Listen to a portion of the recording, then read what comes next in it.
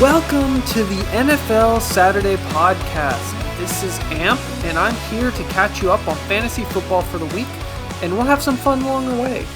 This podcast will be a weekly podcast that comes out every Saturday. However, I'm waiting to upload this episode until after my fantasy draft because I don't want anyone listening to this and stealing my picks, So today, we will be going over some fantasy players that I think will outperform their ADP. But first, I'm going to have your fun fact of the day. So the fun fact of the day is who the oldest player in the NFL ever was. And that is actually George Blanda. He was a kicker / quarterback and played 26 seasons until he was 48 years old. So, Tom Brady's going to pass him soon, probably play till he's 50. But anyway, George Blanda got 26,920 passing yards. He didn't play quarterback a ton, but he kicked 335 field goals. However, he only made 52.4% of them. He actually kicked 639 field goals. So not the best kicking percentage, but it probably was different back in the day anyway. So that's your fun fact of the day. George Blanda, the oldest player ever to play in the NFL for a couple more years. So now I'm going to quickly go through some of the players that I think will outperform their ADP. I love drafting these players in fantasy football. I won't overwhelm you with information because I want to have these podcasts be a little quicker. So let's get right into it. The first position I'm going to be doing is quarterback. I'm going to name 3 breakout players. Well, maybe not breakouts, but players that I think will outperform their ADP. Some of them have already broken out. Some of them haven't. So at quarterback, the first one is Russell Wilson. This one is obvious. Russell Wilson has always done well in fantasy. The thing about Russell Wilson, though, is sometimes he'll be hot, sometimes he'll be cold. And I think a lot of that was the offensive scheme in Seattle. So I think going to Denver, he is really going to have a lot of control about how he wants the offense to run. And I think that's going to be a lot more throwing and probably still the same amount of running from him specifically. So I think he is a lock for a top 5 QB, honestly. And right now he's going really depends on the league, but going at his floor essentially. I think his floor is 8? I don't know exactly where he's going, but he's depending on the league and going around that 7 to 12 spot. If he's going 12, that's insane. But I really think he has the potential to even be the number 1 overall quarterback. That does sound crazy with all the young superstar quarterbacks, but really you've seen this quite often. With Aaron Rodgers, where late into his career, he just has a breakout season, or maybe not a breakout again, but just a crazy good fantasy season where he'll get number 1, get MVP. And I really think Russell Wilson has that potential this year. So it's the first quarterback. The second quarterback is Justin Fields. And the thing about drafting Justin Fields is you're really picking him up late in your fantasy drafts. You're not risking a lot. And the thing about quarterbacks is it really depends on your league. If you are doing a super flex, or if you have a ton of bench spots where you are going to draft more than one quarterback, Justin Fields could be a little riskier just because he hasn't proven himself yet. But in most leagues, you are only going to have that one quarterback spot, and you can pick quarterbacks up off the waiver wire all the time that are starting quarterbacks and that have good fantasy value. So if you are streaming, I think Justin Fields is a great just risk and see how he does the first week, maybe the first couple weeks. And if he does well, like he has in the preseason, then he could really break out this season. So I think he's a great just upside pick. He could finish as a quarterback 1. You don't really know, and have some good weeks along the way. So Justin Fields is one of my sleeper picks. The other one is Trevor Lawrence. Same situation. I think Jacksonville really just put him in such a terrible position last year. And yes, he looked really bad. I mean, there's no denying that. Jacksonville just was so horrendous. You can't really take anything out of that season. I don't think that is Trevor Lawrence. I mean, there's a reason people were saying Trevor Lawrence was one of the best quarterback prospects in a while. And I still think he has that potential. I think bringing in Doug Peterson is going to be huge just to the culture of the whole team. I mean, whenever you bring in that winning mentality, it really changes the culture. And we don't really know how he's going to perform fantasy-wise. I mean, it could be that Doug Peterson doesn't want to air it out 24/7. But we don't know that yet. I mean, I think a lot of the division is terrible. The division is really bad. So I think they are going to be throwing it a lot. And I think that's just going to come down to them being in these crazy, insane games. I don't think their defense is as good as it used to be. So I think they are going to have to throw to catch up, or just in these crazy, like, terrible games where they're playing against Houston or something, I think they are going to throw a lot. So I think he's a great pick late in your fantasy drafts. Again, kind of just see how he does the first couple weeks. You can drop him, pick up another quarterback if you want. So that's the 3 quarterbacks I think will do well this season. And I think they're being drafted way too late, especially Russell Wilson. But I mean, I'm still liking Justin Fields and Trevor Lawrence late, especially if you want to pick a quarterback up in like the last pick of your draft. I mean, maybe not the last pick. They are probably going before that, depending on your league size. But yeah, those are my fantasy quarterbacks. Next, I'm going to go into running backs. And my first running back that I love drafting, this one is, I don't know. I mean, it's kind of a cheap thing because you can only really get him now, depending on how savvy your league is, and that's Alvin Kamara. Obviously, his ADP is way lower than it should be right now. And that's solely because people thought he was going to get a suspension when all the ADP news was coming out, and he was going in the back of the second, third round even. And now he's gotten all the way to around the end of the first, beginning of the second. And that's in the savvy leagues. If you are doing your hometown league, I think there is a chance you can still get him in the mid to second, maybe back of the second. I've seen someone start the draft with Christian McCaffrey, Alvin Kamara, and I was incredibly jealous. I mean, that's just a god tier start to your draft, especially because we're not expecting a suspension for Alvin Kamara, or most people aren't. So he's a player I would definitely target in the second round, beginning of the second. And honestly, if you're at the back of the first, it depends who falls to you, but I would probably pick him up in the back of the first if you are worried about him not getting to you in the second. I don't think there's any risk. I mean, unless one of the top tier receiver fall to you, I think you can just pick him up in the back of the first. So that's my first sleeper. My second, sleeper, Alvin Kamara's not really a sleeper, but you know what I'm saying. My second pick that I like is Chase Edmonds. I love Chase Edmonds. Essentially, people are expecting him to be the starter. I'm assuming he'll probably be the starter the whole year. They really like him. We've kind of seen what he has done in Arizona when he did get the chance. I think he's a great pick, and he really fits this scheme that they're bringing in Miami very well. I think he just kind of matches what they want to do. And I think if you are in a deep league and you need running backs late, if you go wide receiver heavy first, he's a great pick to be one of those first RBs if you go 0 RB, because he's going to get a lot of opportunities, I think, and he should be pretty consistent. I don't know if he will have that crazy high upside, but he should be pretty consistent. And overall, I think he's still just a great value. So he's someone I'm almost always picking up if I don't draft too many running backs early. And if I need a running back in that area, I'll definitely draft Chase Edmonds.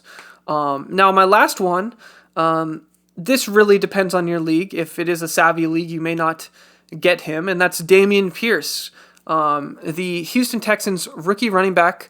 Obviously, if you are listening to a lot of podcasts, if you've just been paying attention to the news, Dameon Pierce is the starter in Houston. They cut Marlon Mack. And that is just huge news and shows how confident they are in him being the starter. Obviously, this is the Houston Texans, but that said, we've seen value from running backs on these bottom tier teams, especially if they're 3-down starters. We don't fully know if Dameon Pierce is going to be a 3-down starter, but I think he will at least get enough work where he will have value. And obviously, I think he was a 4th-round pick, which doesn't hold great. The day 3 running backs usually are risky. I mean, you can see how someone like James Robinson can get replaced. I mean, that was different because that happened a year later, but I think Dameon Pierce really does have a ton of upside, and where he's going really depends on your league, because if you are in a savvy league, these people are probably going to draft Dameon Pierce a little earlier, and it may be hard to get him, but if you can get him in the 6th, 7th, I mean, even 8th, I've seen him go in the 8th round, then I think you are getting a huge value for running backs when in that area you're really starting to stretch thin on the value. And Dameon Pierce has a ton of upside. We don't really know how he's going to perform. I mean, it's kind of the rookie situation where you don't know how these guys will perform. I think the talent in this day and age in the NFL, these running backs are just so talented. There's so many, and I really think it's hard to find some of these gems in the draft. I mean, that's kind of what happened with James Robinson, where he was such a stud, and I think Dameon Pierce has that upside. I do think you probably don't want to draft him too early. I think this is one of those picks where you probably want the value to fall to you. But if you are, again, going wide receiver heavy early, I think he's a great pick for you.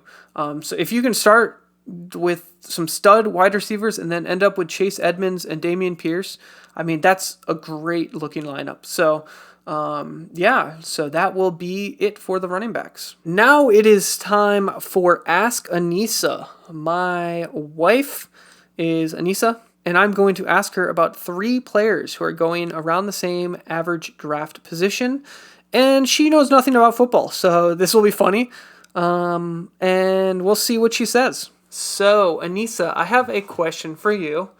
Out of 3 players, just pick a name, and that'll be Travis Etienne Jr., A.J. Dillon, or Breece Hall.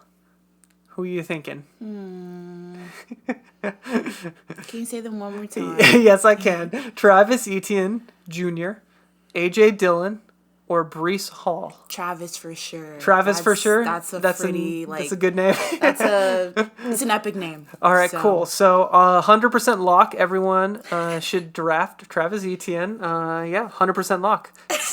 All right, back to the players I think will outperform their ADP, and I'm going to be talking about the wide receivers next. So let's get right into it. I guess the first wide receiver I'm loving to draft actually pairs with my first quarterback, and that is Courtland Sutton. I think Courtland Sutton is a stud.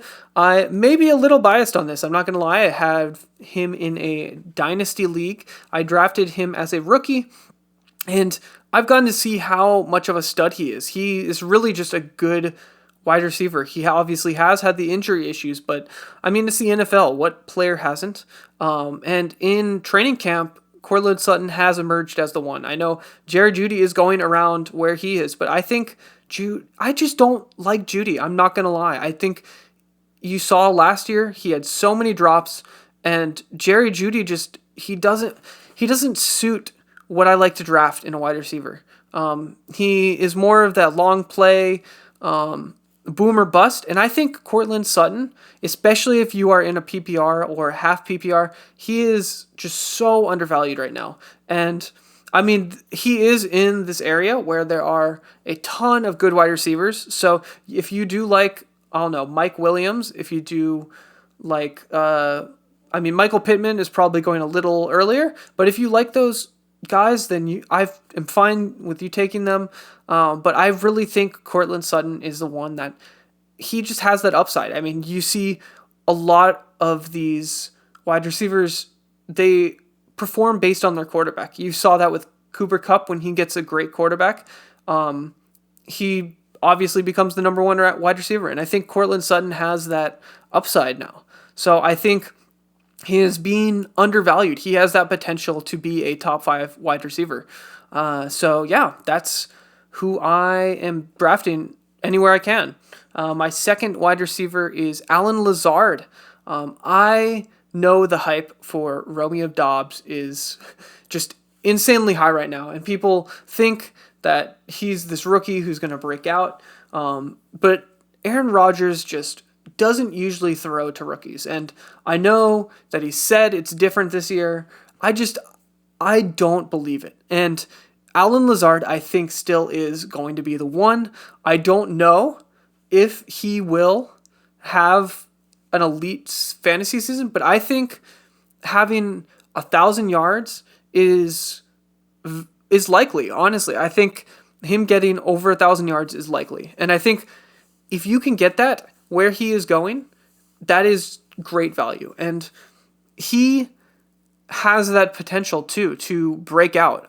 He just has that rapport with Aaron Rodgers, and Aaron Rodgers doesn't have anyone else. I mean, we've seen it in the past where Aaron Rodgers finds his guy and he just like throws the ball to them 24/7. We saw it with Randall Cobb, who actually is on the team again.